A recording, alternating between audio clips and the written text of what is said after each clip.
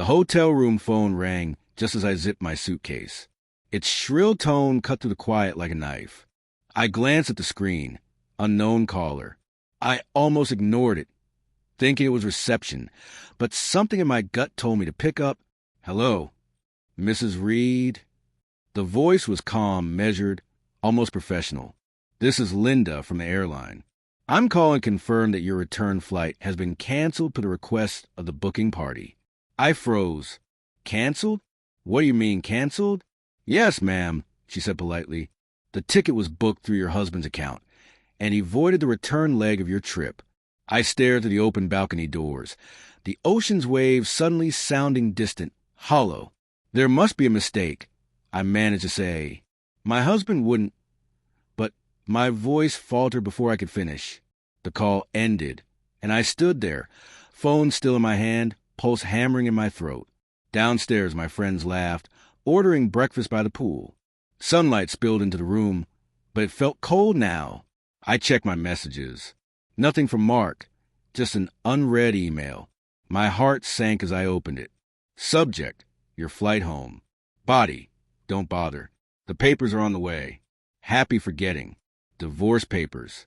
I reread it over and over, each word cutting deeper, their weight palpable in my hands, a punishment I hadn't known I'd earned.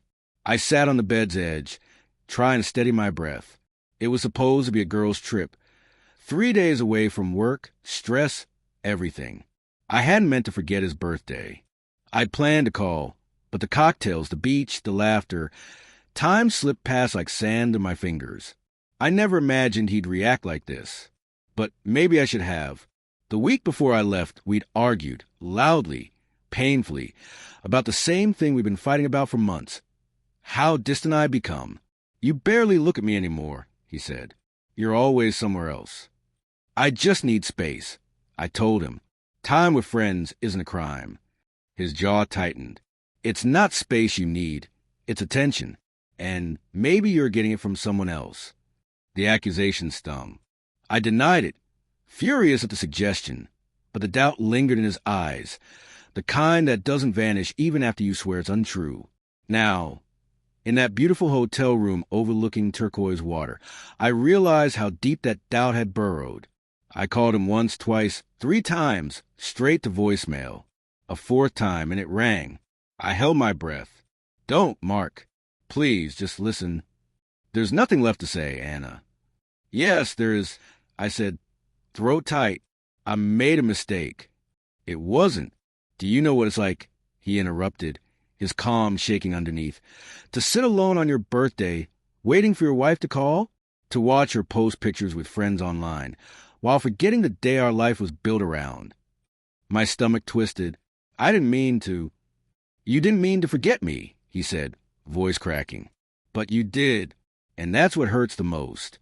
For a moment, I heard the man I loved beneath the anger, the one who used to wait up just to say goodnight, who left coffee on my bedside each morning. Mark, please. I whispered, don't do this. Don't end us over one mistake. A long silence, then his exhale. It's not one mistake, Anna. It's months of them. And I saw the messages. My breath caught. What messages? Between you and Tyler. My heart skipped. Tyler's just a friend. Friends don't send pictures from hotel balconies at midnight, he said softly. Friends don't say, wish you were here instead. I pressed my hand to my chest. It wasn't like that. I swear I was drunk. I didn't mean... He laughed bitterly.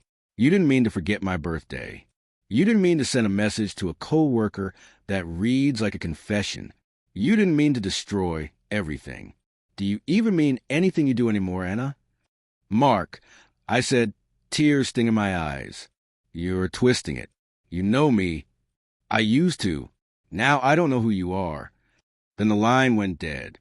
I sat staring at my reflection in the black screen of my phone. My friends knocked once, asking if I was coming down. I lied, said I was sick.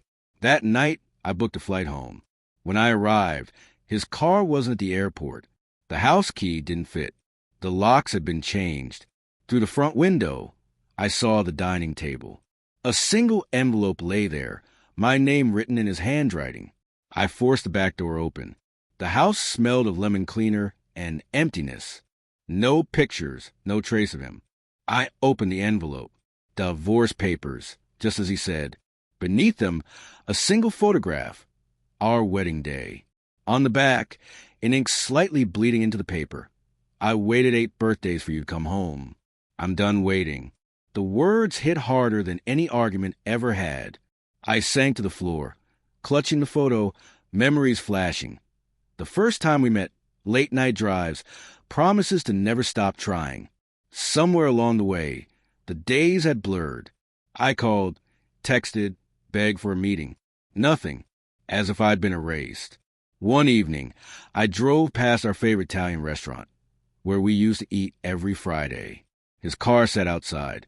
Through the window, I saw him laughing, smiling, a woman across from him reaching for his hand. My chest tightened, but I didn't move. I just watched, like someone witnessing beauty they could never touch again. And in that moment, I understood betrayal. It's not always loud. Sometimes it's quiet, the sound of someone else's laughter where yours used to be. I turned the car around and drove home. On the kitchen counter, I left the signed divorce papers beside our wedding photo. Then I whispered to the empty house. I didn't mean to lose you, but the truth was I already had.